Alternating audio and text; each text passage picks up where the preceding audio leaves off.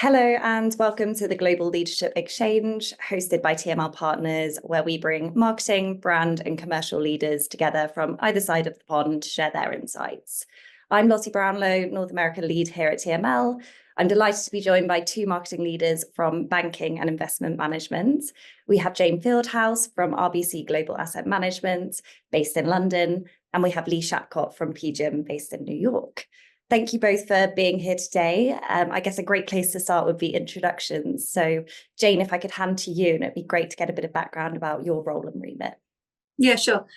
I head up global institutional marketing at RBC Global Asset Management, and that includes the old legacy Blue Bay Asset Management business, which is now part of the EMEA and APAC business, as well as covering off the US business and then Canadian institutional.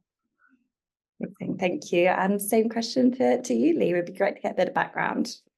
Hey there, good to speak to you. I'm Lee Shapcott. I look after two of the affiliates in the PGIM family. So that's PGIM Quant Solutions and PGIM Portfolio Advisory. One, PGIM Quant Solutions, is the quant specialist of PGIM.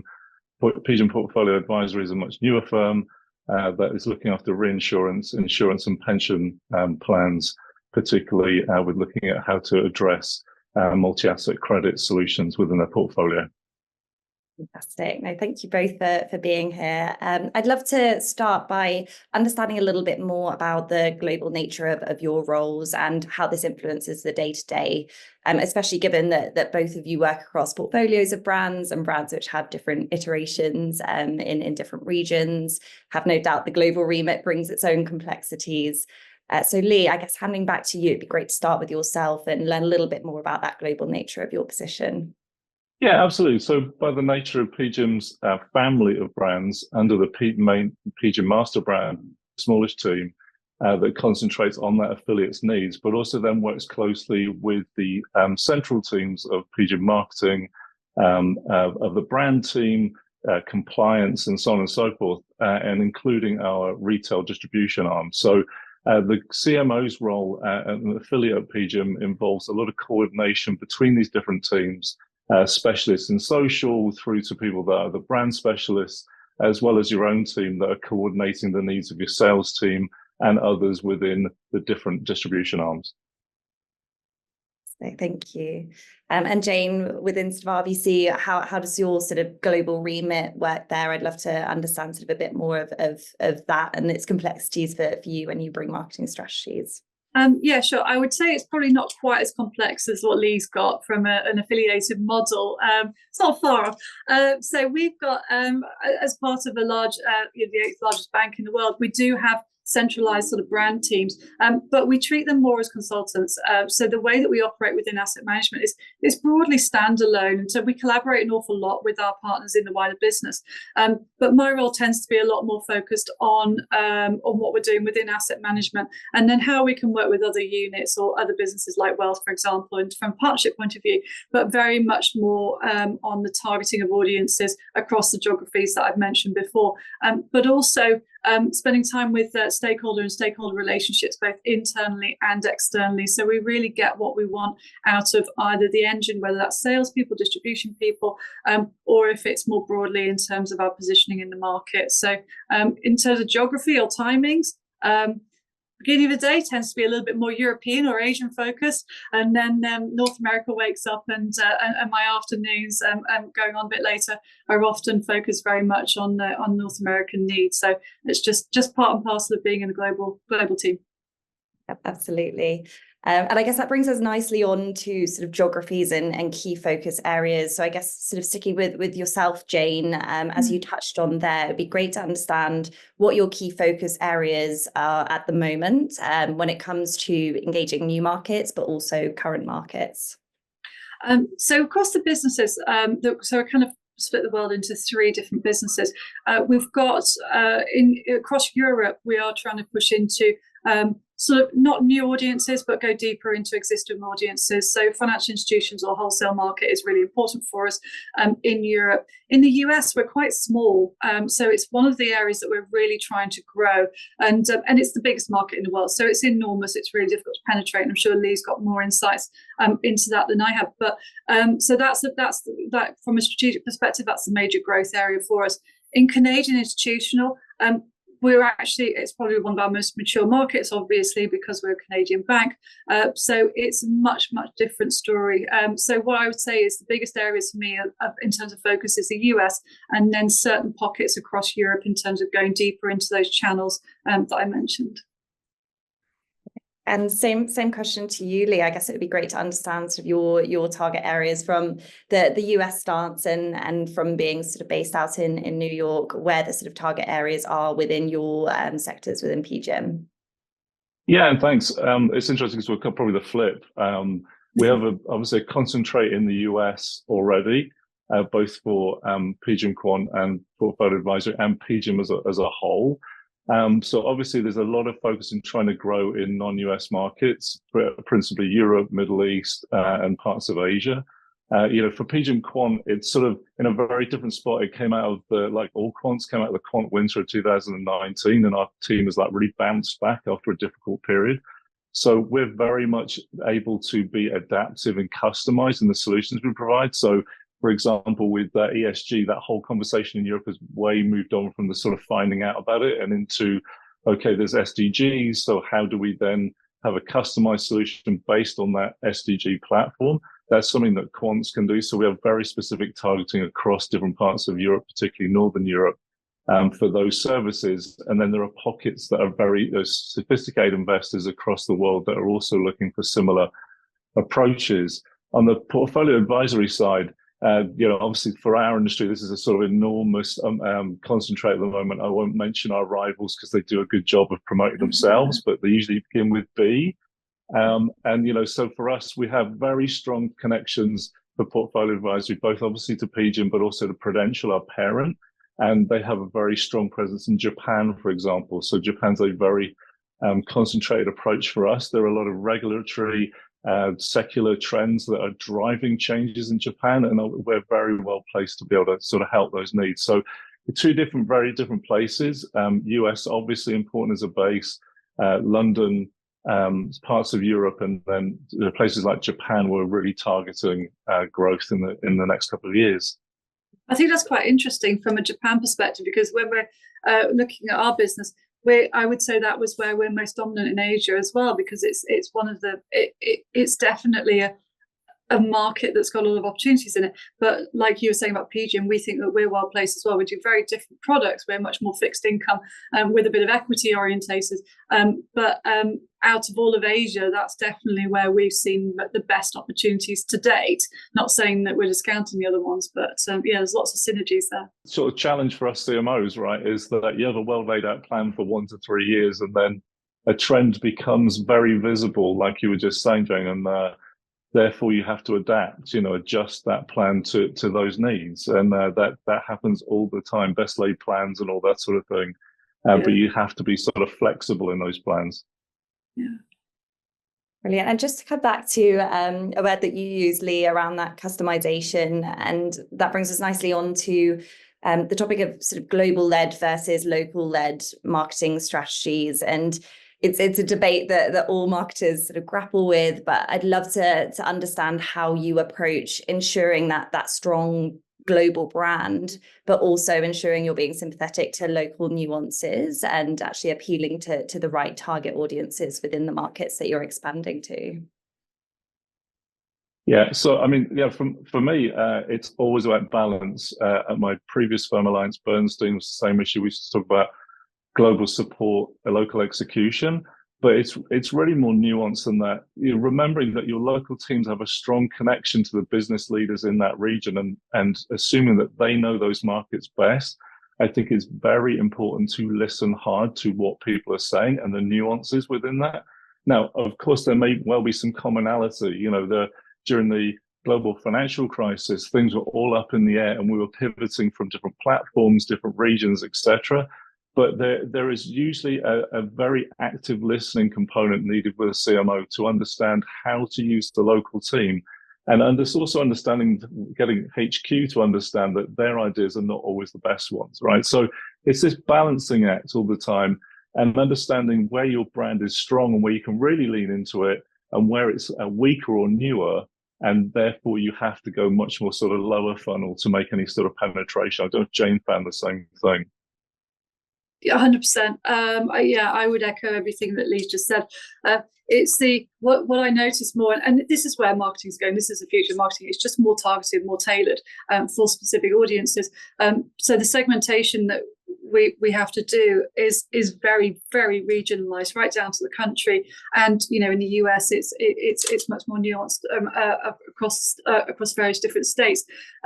But from a global versus regional perspective, I've just actually been reorganizing, restructuring the team so that we can actually maximize on where it makes sense to be global. But the majority of the team is still very much on the ground with the local people. To Lee's point, you can never step away from that regionalization that's so important, because it's all about tailoring now and targeting. So when I'm looking at global alignment, I'm looking at where is like the hero content that we can do, or the hero campaigns that we can then adapt for regions. Also looking at areas like where are there digital opportunities, whether it's digital tech or whether it's digital talent that we can cross-fertilize. So it's those kind of areas where I think you can globalize, but you have to still have much deeper penetration into the regions. Otherwise, you're going to lose that go-to market ability. In terms of your team, then, I guess that brings us nicely on to sort of talent acquisition and setting your teams up for success. How do you manage sort of diverse international teams in terms of sort of positioning them right for success on both the global and the local level? It's so one of it's more about the sort of the skill sets and the areas of focus, isn't it? And interesting enough, each region is actually different. So whilst you want them to have sort of global coordination or global synergies, when you're looking for local talent, or when you're looking for any talent, what we do first is we understand the business requirements. And there's more skill sets now across individuals that we're looking for. Everybody's touching digital nowadays. So you can't really bring talent into any part of marketing without them having at least some kind of area of digital knowledge, or just an interest. They've got to be digitally savvy enough. I think the other area that I look at as well is, as we're getting much more as AI and we're using more analytics, it's people that can interpret that information and data and understand how to analyze it. We don't need data analysts. We just need people that have got a decent level of IQ to be able to understand what does that mean, and then how can I move that into marketing plans. So that's the kind of the areas that I look for. And then one of the biggest areas for me, and one of the biggest cultural focuses, is collaboration and being prepared to be open and test and learn. I do want all of the teams to make sure that they're really collaborating well. So bringing people into the team that team plays is probably the most fundamental part of it. Yeah, and if I could just add, because you made some great points there, that you need different skills in any team, right? I'm saying the obvious, but I mentioned empathy before. You need some people in the team that are empathetic to what the demands of the sales and consultant relations and so on teams are facing. Without that, you generally get the sack. I would just add to avoid fads, because I'm old enough to remember different cycles. And for example, in the last one, everybody had to be a sort of data expert, but then you couldn't get anything actually done. You need a balance of creative types, people who are good with analytics and personalization that Jay mentioned before. You need that empathy. So it's those different skills that are transferable across regions that make up that team. And also, just to add about team size, right? Because not all teams are the same size or the same demands. So meeting those local demands are very important. And obviously, lastly, as Jayne said, you have to be team players, because they're probably going to have to communicate with people in multiple time zones, multiple teams, and in my case, multiple affiliates. So that team playing never goes away. Yeah, absolutely. No, thank you for that. And I guess sort of building on the topic of team and ensuring that they're built up for success. How are you finding that innovation and technology is playing a key role, perhaps in sort of maintaining that competitiveness on both a global and a regional scale? Perhaps Jayne, if we start with you. So I'm kind of smiling at the question because we are talking about asset management. So we're not the most innovative industry. We like to call ourselves an innovative industry, but I wouldn't say we necessarily are. So for me, it's much more about tech enablement, and we know that there's going to be an onset of AI, and we know that that's going to have a big impact on the industry. But it's going to take us a little bit of time to get there. What I'm more focused on from a team perspective and from a global team perspective is making sure we're leveraging technology really, really effectively, and we're doing it in the best way that we can do. So I think it's I find the word innovation quite difficult when we're in such a heavily regulated industry where we can play around the edges rather than doing anything dramatic. I don't know, Lee, if you've got any different views. Yeah, no, I mean, slightly scarred by the last 20 years, but trying to stay non-cynical about AI. But obviously, I think that we can all learn from, I remember there's an obsession a few years ago, if I put it this way, that firms from outside asset management are kind of come in and dominate because they had a better connection with the brand, Apple and Tencent and Alibaba and those people. And it's happened to a certain extent, but not fully. So you have to be careful about some of those fads in terms of innovation. But I think we can learn from what they're doing. So AI recently is a really interesting example, right? So what the major tech firms have done is actually just used AI to enhance their own offering. There's no kind of like there's no amazing new thing going on. It's just, hey, we can do this better for you. Apple is putting this layer on top, right? Google is just basically enhancing its search. Meta is trying to be sort of more broader, providing a service. And I think for those of us in asset management, to Jayne's point, okay, how can we make these steps, sometimes big, sometimes large, in three areas? Product innovation, right? How can we use AI to innovate in the product areas? How can we make major strides in service? Asset management is it has a very high touch, not very scalable approach most of the time, particularly in institutional space. So how can we use AI to improve the overall services, both from a sort of client point of view and a prospect point of view? And then I think you mentioned as well automation, right? So it's funny because we all want to talk about the aspirational stuff, but I can already see we've got about 28 projects going on in PGIM with AI. I can already see major strides being made in kind of the automation, including like campaign development, Jayne, see the same thing. Yeah, definitely. I struggle to use the word AI in some areas of automation, because that's why I was talking about enhancing technologies, because we've got some really good technologies in the industry. Sometimes we don't leverage them to the extent that we possibly can do. And I think some of the challenges making sure that we do. And that's where the idea generation, that's where you also need people in the team that want to test and learn. Because bringing back to that talent piece, that's what we do look for in the team. And from a cultural perspective, I try and breed that sort of test and learn attitude within the team. We also do it in the broader business, but bringing new ideas to the table around how we can use and leverage technology better is always going to be at the front of that. Right, and being innovative, thinking big, but also being pragmatic at the same time. There was a couple of US firms that got it right during the financial crisis, when people were sort of saying, well, you've got to get rid of bricks and mortar and that's gone, and it's all about online and digital. And they found a much better mix between old and new. And I think that's really what we must remind ourselves of. I'm laughing because one thing we've got to avoid is everybody seems to be trying to be Gen Z right now. I'm not. I'm Gen X, by the way. But I have two Gen Z daughters, and I see the absolute cringe on their faces when they see examples of us trying to be like them. We're not Gen Z, right? So I know everybody wants to be brat this summer, but it's cringy. Stop it. Innovate, but innovate in a way that's helpful to your firm. Yeah. I love that. And it's almost sort of like walking before you run, right? I think a lot of companies can get excited by the power of AI and what it can do, but actually it's about sort of starting, as you say, Jayne, with the test and learn with the team, with their AI literacy, and then moving from there and sort of building.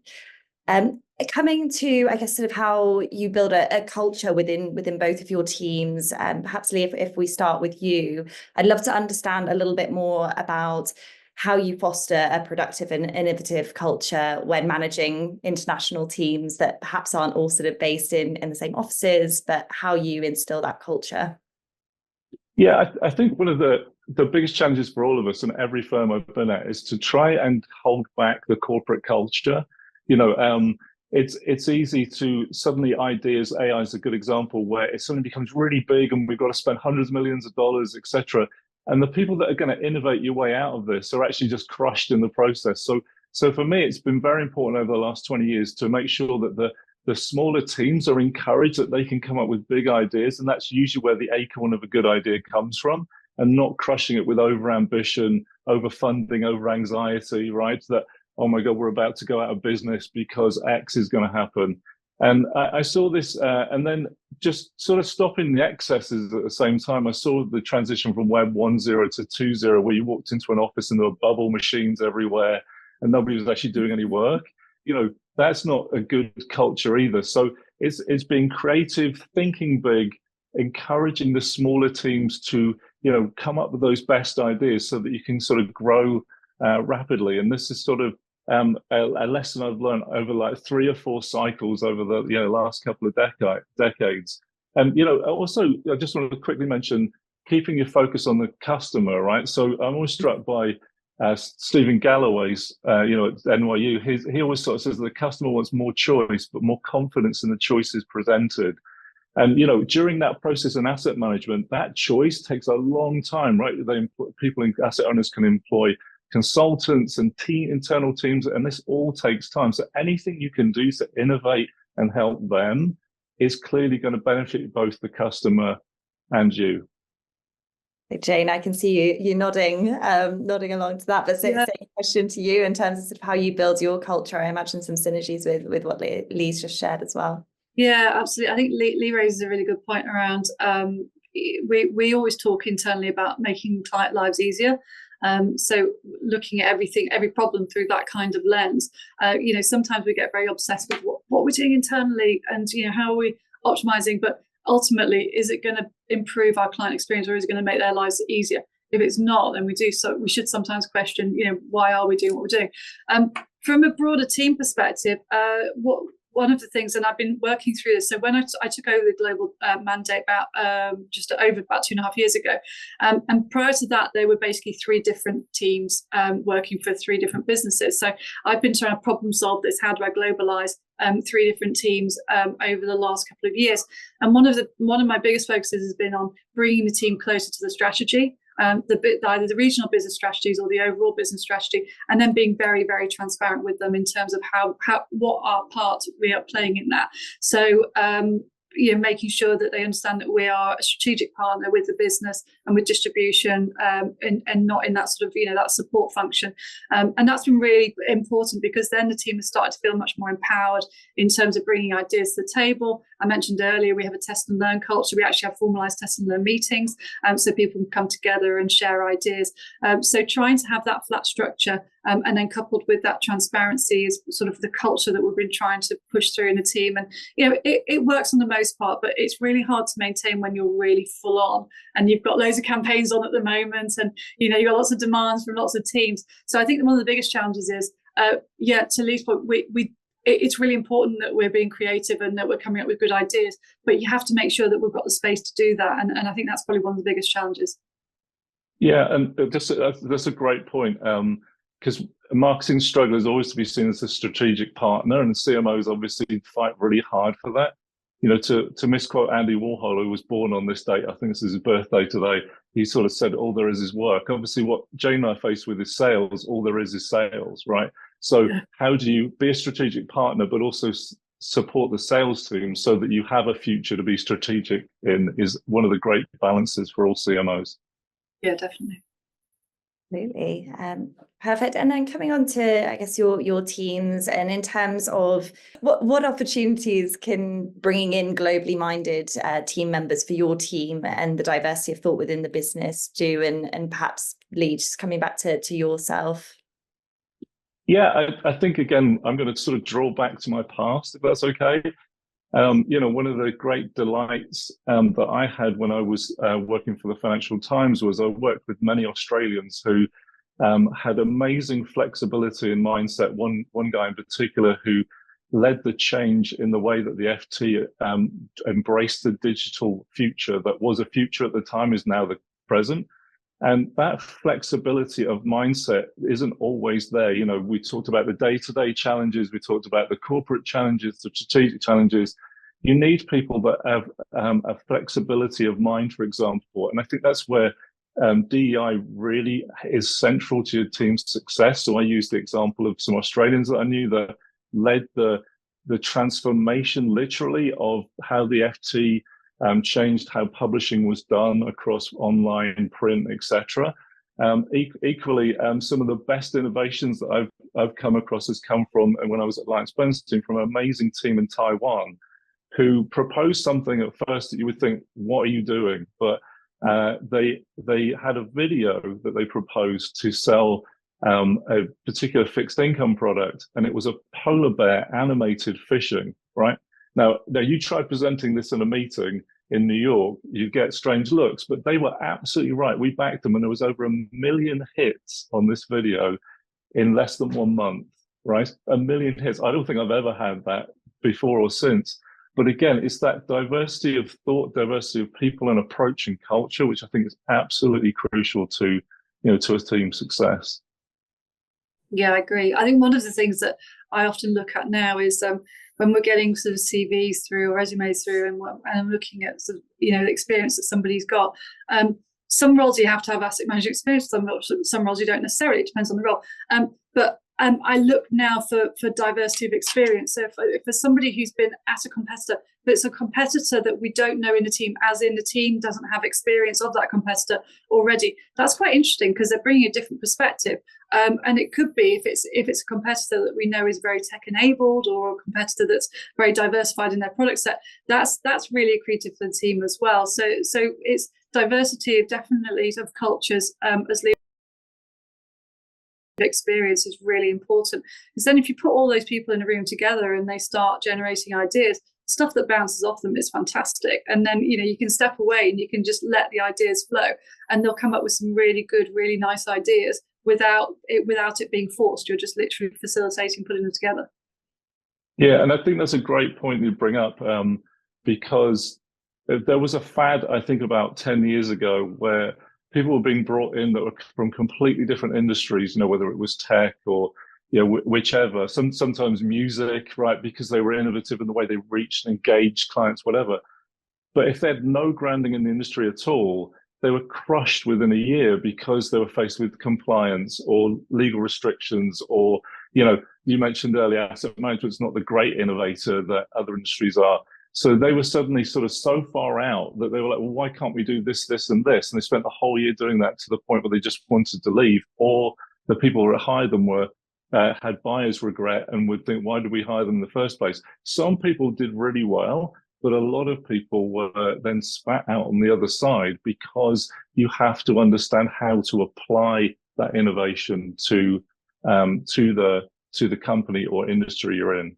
Yeah, absolutely. And if they come from outside the industry, if it's heavily regulated or quite B2B. So, for example, we've got somebody joining in our digital side of the team who's coming from professional services. That's great. They're used to heavily matrix organizations, and they're used to probably quite heavily regulated, structure, and they understand the B2B audiences. That's great if you've got a digital person coming in with that kind of attitude, because they've tried something new in a different environment, and then they're just bringing it into a new environment. So that's quite helpful for us. Yeah, I think the other thing is, like, with talent is, it's not, don't think too Gen X in terms of like, well, you come in and you have a 20-year career sort of type of thing. Some people are very good fits for a short period of time. We mentioned the global financial crisis. Suddenly you had to have flexible thinkers who could plan intensely and look ahead and solve problems almost on a daily basis, because everything was up in the air, right? And you were losing assets constantly. So, but that might not be the same person you then need when it comes to developing a different type of engagement during a more stable period. So I think that flexibility of your own recruitment and understanding where people need, what you need and when, needs to have a sort of time frame on it. I think that's really interesting dynamic as well, because, and I do wholeheartedly agree, because you do get people that have multiple, roles on their CVs now. But also, this industry is quite obsessed with longevity. We measure our fund managers on how long they've been in the industry or how long they've been together as a team, and we pride ourselves on that. But that's not always a good thing. I enjoy bringing not too much turnover, but I enjoy bringing some fresh talent into the team, because you do get that different perspective, but you also get different learnings. And good luck to people if they want to go and take a slightly different track in their career, because staying in one firm forever, I don't think is we're not in that generation anymore. Let's go back to that Gen Z conversation. And I think from sort of building teams, it can be a win-win. It can be a great opportunity for a candidate, as you mentioned, Jayne, stepping into a newer industry, but there needs to be that balancing act where they have that understanding of the tightly regulated industries, navigating the red tape, and B2B audiences as well. One final question, which sort of looks ahead to the future, in terms of how you see your key tasks and priorities changing. I'd love to get from both of you where you see your role sort of evolving in the next 5 to 10 years, and what those sort of key influences you envision will be. Jayne, perhaps we begin with you. Okay. So in terms of 5-10 years, so it depends on the type of sort of CMO role you've got, but for me, there is still a lot of work to be done around making sure that marketing has got a strategic seat at the table. It does for the most part, but I think until or unless it's considered to be sort of almost on a par with distribution, there's a lot more work to do. So I think that's going to sort of continue to consume, and I think that's going to continue to be on the agenda. But I think marketing is actually doing its own good job of creating that and showing the value as we get much more tech enabled and as an industry, and we will make advancements. There's a lot more opportunities for marketing to really own that space. So I think that's where we'll be spending quite a lot of time going forward, is how can we progress as an industry, but actually having marketing at the forefront of that, because lots of other industries out there do that, and I think there's an opportunity for us still in this industry to do that. Yeah, no, absolutely. I mean, there are obviously a couple of variables that Jayne touched on and add to.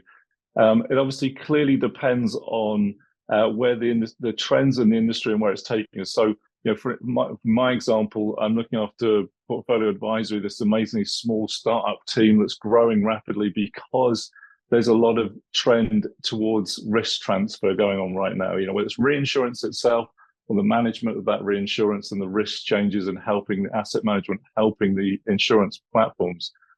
So, that sort of dictates, in my case, where I'm focused. If the parent company wants that to be a focus, which it is, then you need to be flexible and understand that, and also leave then some things behind, right? So I think flexibility is definitely the key always.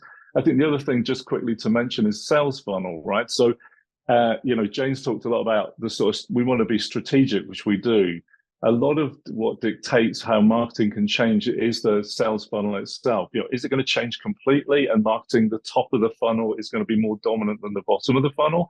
In which case marketing can be much more at the fore, or we continue to see a lot of lower funnel activities that we have to support, and it becomes very tactical. Also in that is, can we influence the others to change with these trends? So, for example, we work constantly on trying to innovate in the way that clients are serviced, but can the info security teams or the IT teams or the compliance teams get comfortable with new ways of reaching and being much more closer constantly to your client or prospect? Can they handle it? So you've got to be a scrub ahead of the ball, sort of try and lead the way. It's not glamorous at all. It's hard work, right? I'm sure Jayne's had the same thing, but it's very necessary if you're going to create change. Yeah, definitely. Brilliant. Well, thank you both. Thank you, Jayne. Thank you, Lee, for taking the time to share your insights. It's been fascinating to understand more about your roles, your global approach, and the vision for the future. So that concludes our Global Leadership Exchange. Thank you all.